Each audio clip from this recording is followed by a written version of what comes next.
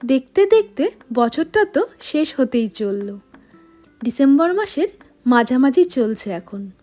আর December মাস মানেই তো Christmas.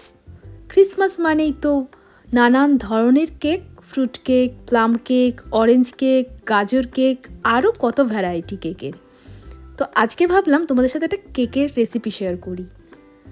আজ বানাচ্ছি গাজরের কেক, সেটাও আবার ডিম ছাড়া একদম নরম তুলতুলে স্পঞ্জি কেক। ঘরে থাকা উপকরণ দিয়েই মাত্র কিছু সময়ের মধ্যেই বানিয়ে ফেলতে পারবে এই কেকটা। না লাগবে ওভেন, না লাগবে অন্য কিছু, গ্যাসেই বানিয়ে ফেলতে পারবে খুব সিম্পলভাবে। তো চলো আজকের ভিডিওটা শুরু করি। হে এভরিওয়ান, আমি মৌমিতা। আমার আরও একটা নতুন ভিডিওতে তোমাদের সবাইকে স্বাগত জানাই। আশা করছি তোমরা সবাই ভালো আছো, আমিও ভালো আছি। আর দেরি না করে চলো আজকে ভিডিওটাকে শুরু করি। আশা রাখছি এই ভিডিওটা তোমাদের অনেক বেশি ভালো লাগবে।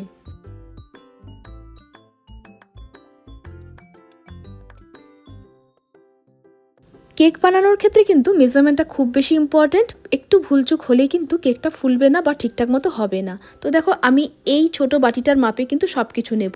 প্রথমে নিলাম 1 বাটি সুজি, তারপরে নিচ্ছি 1 বাটি গ্রেট করা গাজর,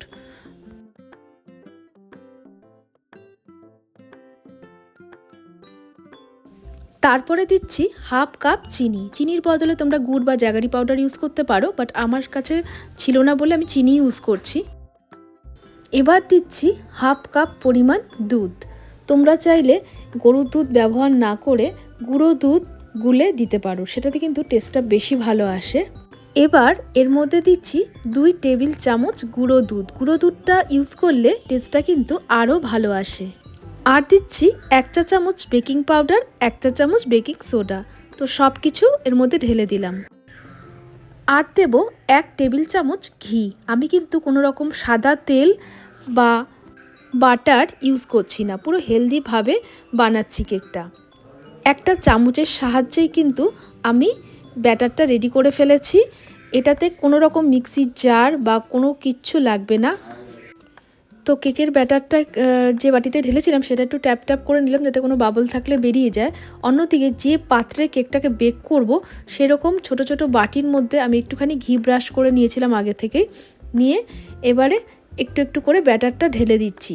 এমনভাবেই ব্যাটারটা ঢালতে হবে যেন ওপরে কিছুটা অংশ ফাঁকা থাকে, কারণ কি যখন কেকটা ফুলে উঠবে তখন যেন সেই স্পেসটা পায় যাতে ফুলে উঠতে পারে ঠিকঠাক মতো। আর পুরোটা ভর্তি করে দিলে তো কেকটা ফুলবে না, উপচে পড়বে। এরকম ছোট ছোট স্টিলের বাটি তো সবার বাড়িতেই থাকে।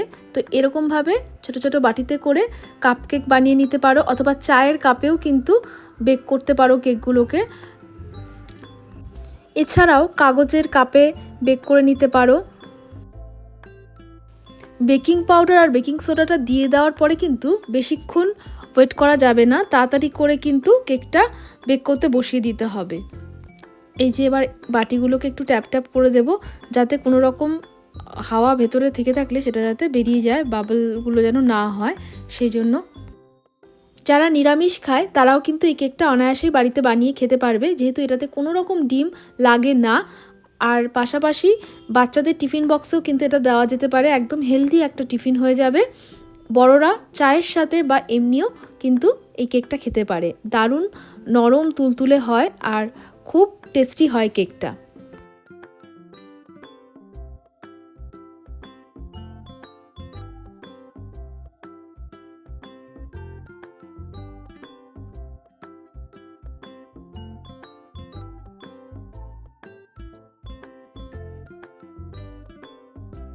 এদিকে গ্যাসে আমি একটা কড়াই বসিয়ে দিয়েছি। কড়াইটা 10 মিনিটের জন্য প্রিহিট করে নিয়েছি, স্টিমটা একদম কমিয়ে। প্রিহিট হয়ে যাওয়ার পর একটা থালা উল্টে বসিয়ে দিলাম কড়াইয়ের মধ্যে। তার ওপর দিয়ে কেকের বাটিগুলোকে বসিয়ে দিচ্ছি। দেখো এই কেকটা বানাতে না কোনো মাইক্রোওভেনের প্রয়োজন, না কোনো ওটিজির প্রয়োজন। সিম্পলি বাড়িতেই গ্যাসেই কিন্তু খুব সহজে কেকটা বানিয়ে ফেলতে পারবে। ওপর থেকে ঢাকনা দিয়ে ঢেকে দিচ্ছি। 30 থেকে 35 মিনিটের জন্য কেকটাকে আমি বেক করে নেব। আর একটা ইম্পর্ট্যান্ট কথা, সেটা হচ্ছে কেক বানানোর সময় অবশ্যই যেটা মনে রাখতে হবে সেটা হচ্ছে টেম্পারেচারটা যদি ঠিকঠাক না হয় তাহলে কিন্তু কেকটা ঠিকমতো বেক হবে না। তো দেখো আমি 10 মিনিট পরে আবারও ঢাকনাটা খুলে দিলাম, খুলে দিয়ে এখান থেকে ওপরের থেকে আমি কিছুটা কিশমিশ দিয়ে সাজিয়ে দিচ্ছি, কারণ কেকটা বেক হয়ে যাওয়ার পর কিশমিশটা দিলে তো কেকটার মধ্যে কিশমিশটা বসবে না, সেই জন্য একটু গরম থাকা অবস্থাতেই দিয়ে দিলে এটা সুন্দরভাবে কেকের সাথে বেক হয়ে যাবে। টেম্পারেচারটা কিন্তু লো টু মিডিয়াম ফ্লেমেই রেখেছি প্রথম থেকে শেষ অবধি।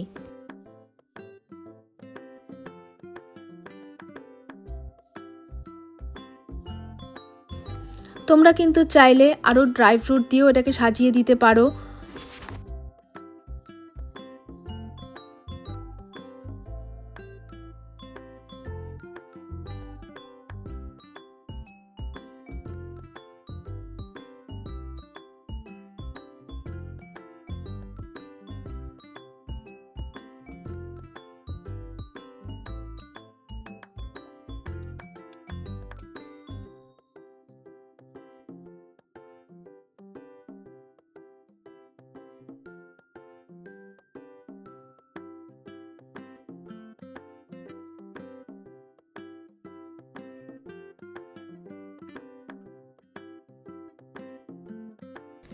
তিরিশ মিনিট হয়ে গেছে, আর এই যে ঢাকনাটা আমি তুলে দিলাম, দেখি কেকটা হয়েছে কি না। তো একটা কাঠির সাহায্যে কেকের মাঝখানে গেঁথে তুলে নিলে যদি দেখো যে কাঠিটার গায়ে কিছু লেগে আছে, তার মানে হয়নি কেকটা। আর দেখো আমি একটা ছুরি ঢুকিয়ে দেখে নিলাম, কেকটা কিন্তু পারফেক্টলি কুক হয়ে গেছে, কারণ ছুরিটা পুরো পরিষ্কার এসেছিল। তো এবার আমি নামিয়ে ডিমোল্ড করে নেব।